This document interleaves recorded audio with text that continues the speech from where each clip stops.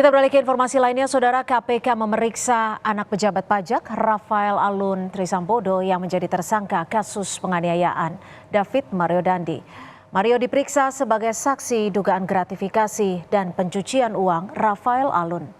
Mario Dandi terlihat keluar dari rutan menuju ke ruang pemeriksaan yang berada di Unit Perempuan dan Anak Polda Metro Jaya, Jakarta.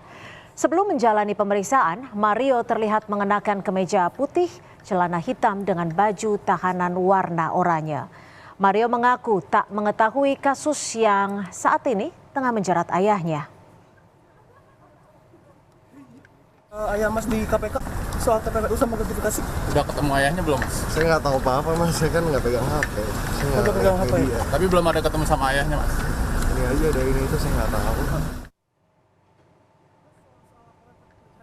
KPK memeriksa Mario Dandi sebagai saksi atas kasus dugaan gratifikasi dan tindak pidana pencucian uang sang ayah Rafael Alun Trisambodo.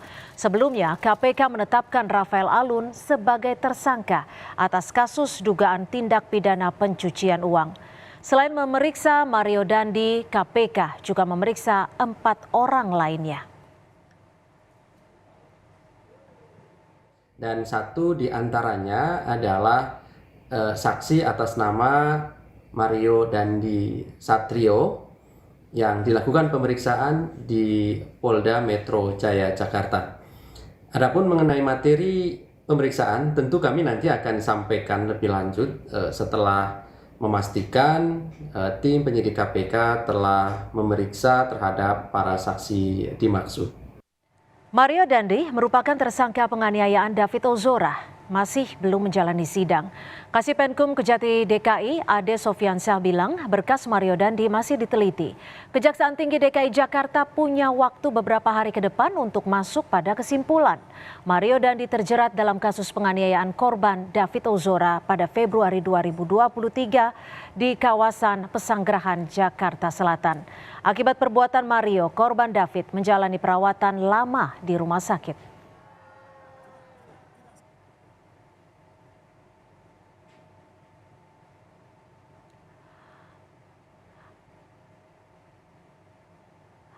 Kasipenkum Kejati DKI Ade Sofyansyah menyatakan saat ini masih ada tahap penelitian berkas maksimum 14 hari sejak berkas diterima kembali dari penyidik. Dan saat ini Kasipenkum juga masih punya waktu beberapa hari ke depan untuk kesimpulan terhadap berkas perkara. Mudah-mudahan 1 atau 2 hari ini sudah ada kesimpulan dan bisa kita infokan ke rekan-rekan media. KPK memeriksa tersangka kasus penganiayaan David Mario Dandi dalam kasus tindak pidana pencucian uang Rafael Alun yang merupakan ayah Mario Dandi.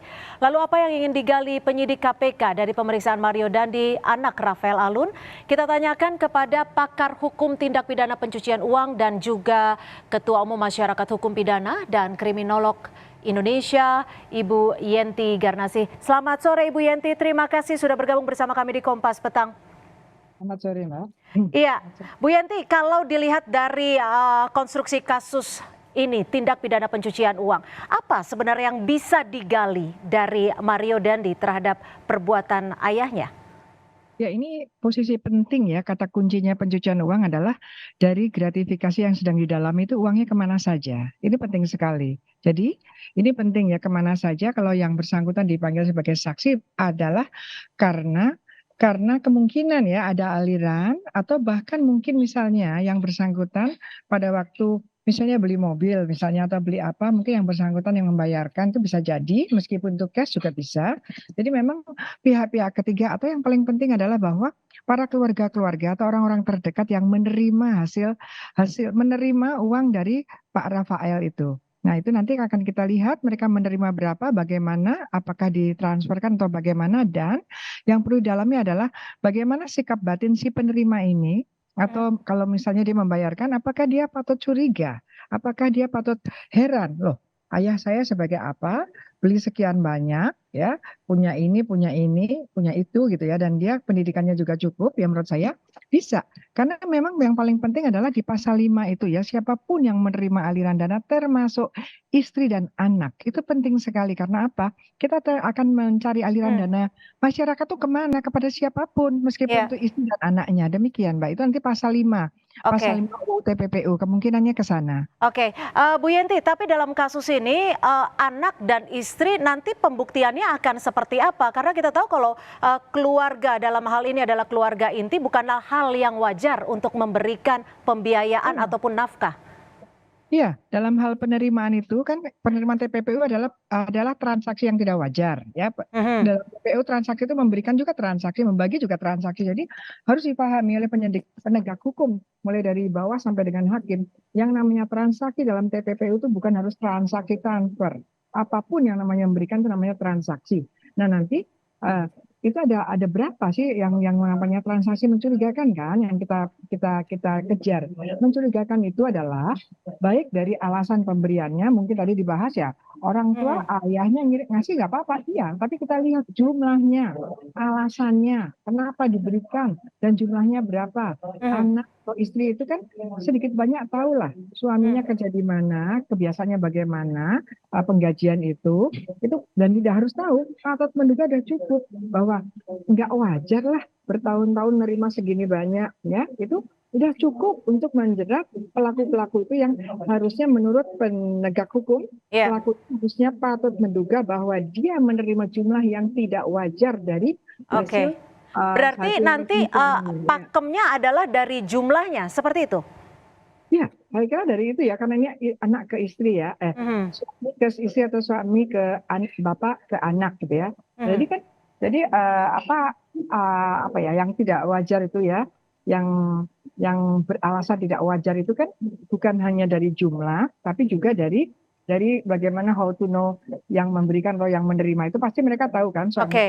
istri atau anak dan bapak, tapi jumlahnya gitu kan. Ya, apakah ini termasuk harta bergerak dan harta tidak bergerak atau secara keseluruhan?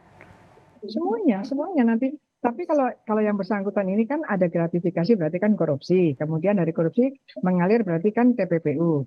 Hmm. Tapi kalau korupsinya boleh nanti mulai dilihat harta-harta bahkan sebelum korupsinya boleh itu diperiksa, bahkan nanti disita untuk uang pengganti. Tapi Oke. kalau yang bersangkutan ini yang TPPU-nya saja karena dia pasal 5 tidak terlibat korupsinya, itu dia hanya sejumlah dari hasil korupsi itu mengalir, ada keberapa yang mengalir kepada dia. Jadi Oke. dalam posisi dia menyampaikan bahwa dia tahu mentransfer atau memberikan, bukan itu saya kira.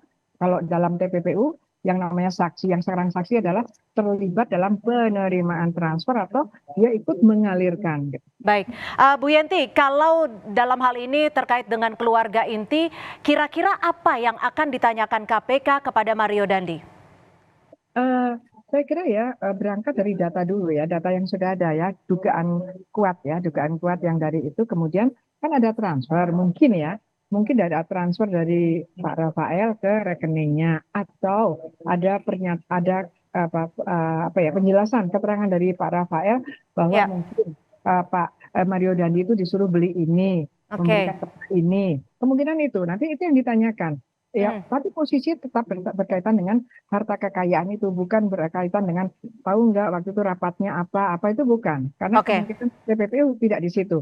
Kalau korupsi bisa jadi saksi adalah pada waktu rapat-rapat itu hadir atau apa. Kalau TPPU itu selalu berkaitan dengan bahwa yang bersangkutan terlibat atas harta kekayaan hasil gratifikasi tersebut. Baik, Bu Yenti, tapi kalau untuk memastikan akurasinya akan seperti apa? Karena ini kan jelas ada hubungan darah, ada sifat ataupun sikap yang secara tidak langsung akan ada upaya untuk saling melindungi.